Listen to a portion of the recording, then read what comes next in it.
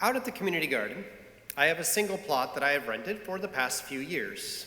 Now, over the years, it has grown strawberries, melons, tomatoes, sweet corn, green beans, kale, sunflowers, peppers, summer and winter squash, and more.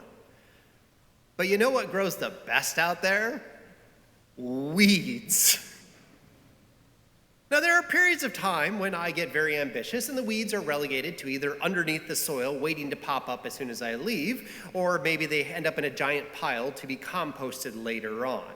Now, I don't mind weeding, I just wish it didn't take up the majority of my gardening time.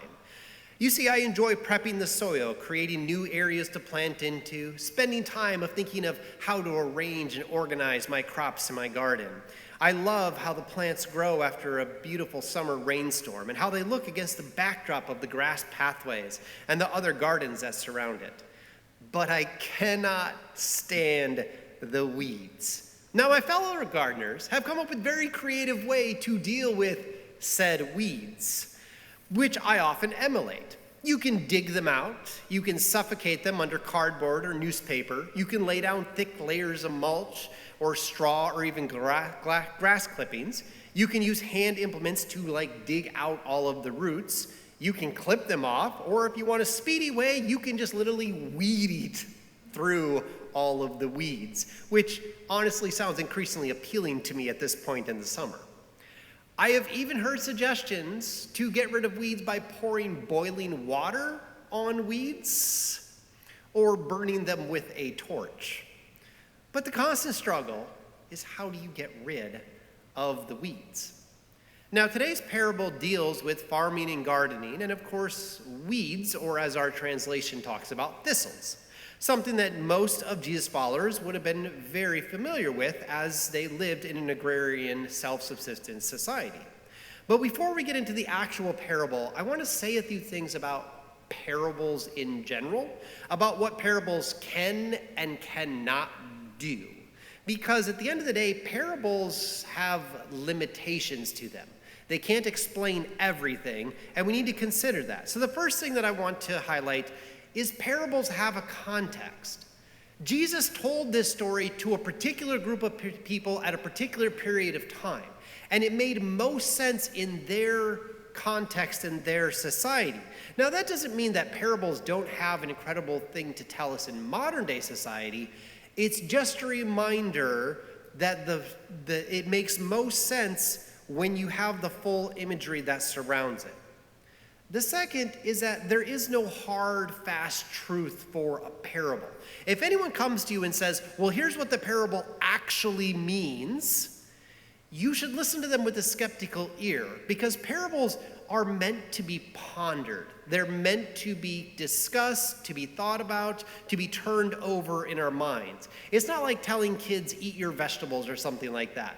It's more of a, here's a story. What are the different implications of this story for each different context? And finally, parables do not apply to every situation. Ever watch a toddler take one of those triangle blocks and shove it into the square until it just fits or it pops through?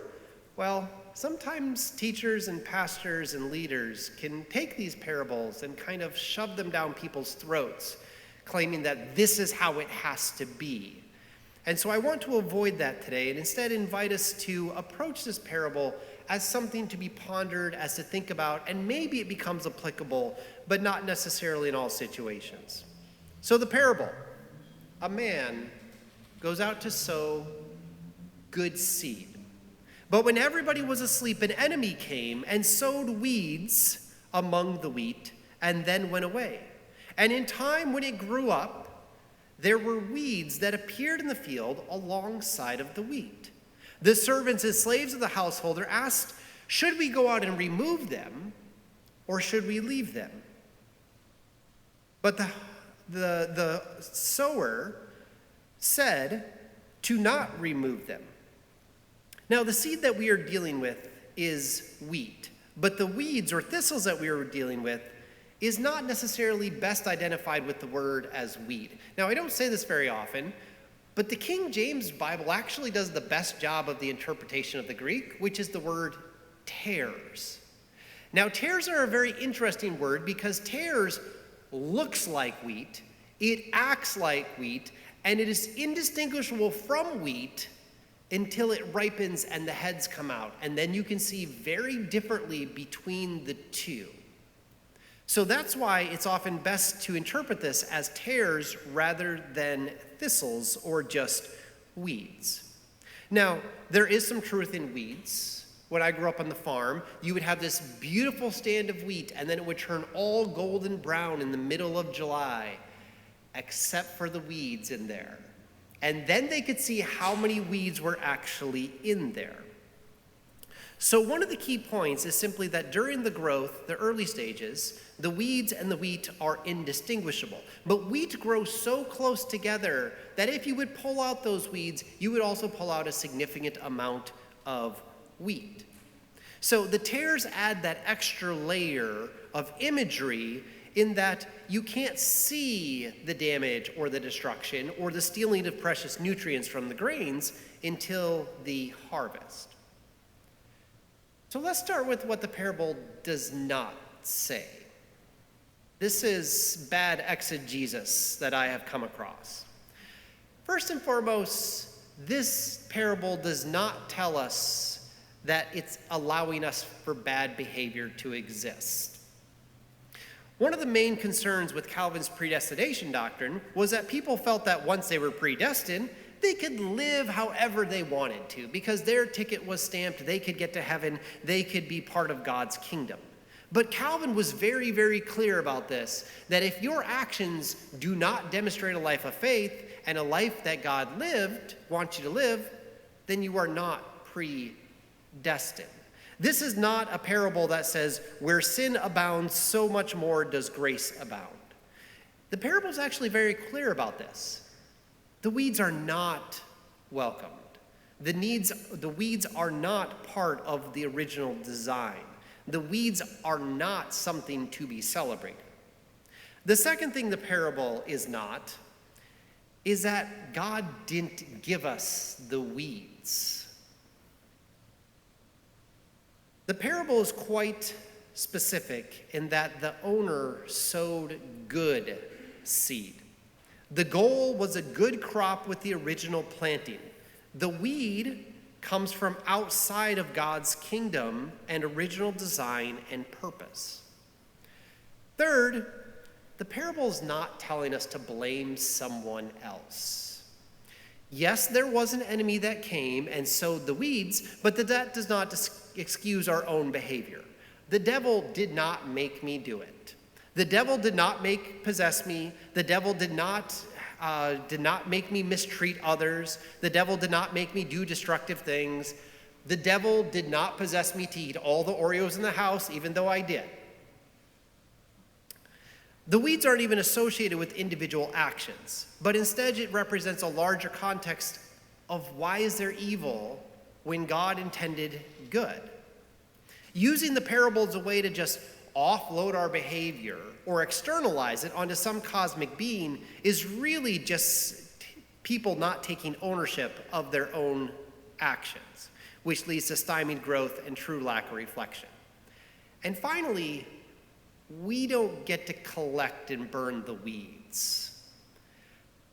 Oftentimes I've heard this parable used as a justification for good Christians to go out and root out the evil of the world.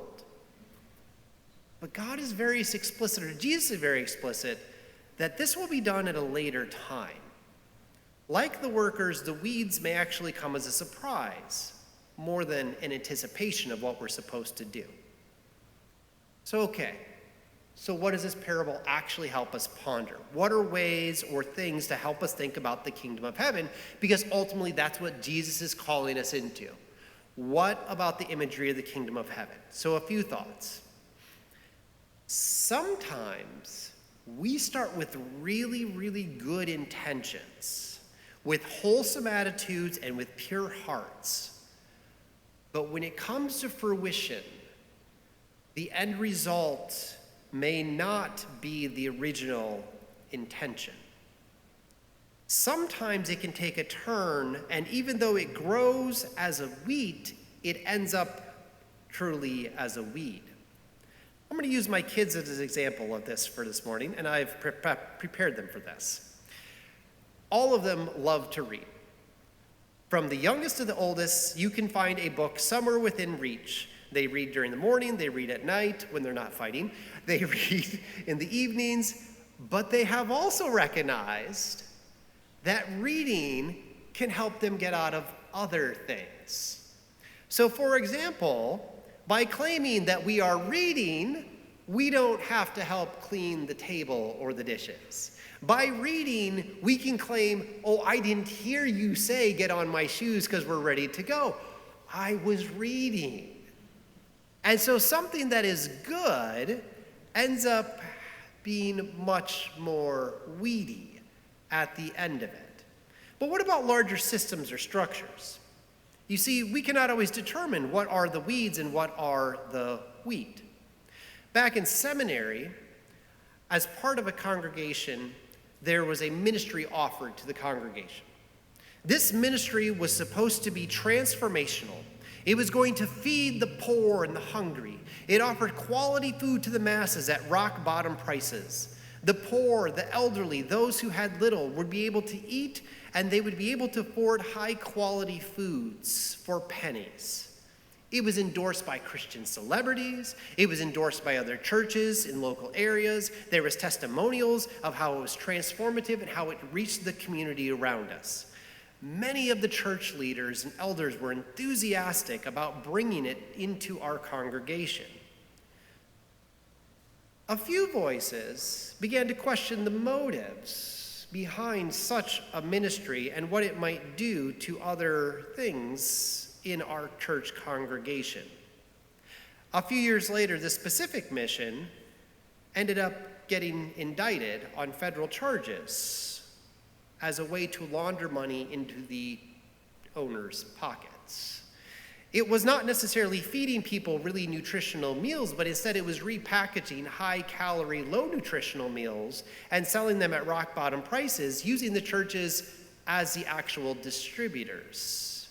So in essence, it was undermining a local market rather than actually feeding people. Turns out the owner was able to use the operation to net himself a significant number of houses and private jets. It was supposed to be a ministry. You see, the wheat and the tares are often indistinguishable between one another. We are not always able to determine what people's motives are, what people's goals are, or how it ultimately aids them. And finally, I want to talk about the idea that God doesn't desire the weeds. God does not cause the weeds in people's lives. After my father passed away, a well-meaning woman in our local congregation stopped by to visit my mom. As they were discussing the recent passing of my father, this woman suggested to my mom that maybe God took away her husband to teach her a lesson. The parable is very clear. God did not sow these things. God did not make these things happen. God did not challenge people or give those things directly in order to help them grow. And I'm sure that this well-meaning woman was attempting to try to spin the tragedy into something that could help grow her faith. But instead, it ended up placing a significant amount of guilt and shame and blame on my mother for my dad's passing. How can we believe in God when there are so many bad things that happen around us? It is a challenging question, one that the parable doesn't necessarily answer, but certainly gives some insight to. The kingdom of heaven is like a wheat field that has been sown with good seed. But an enemy came and sowed bad seed, and it grew up together. In the name of the Father, the Son, and the Holy Spirit, amen.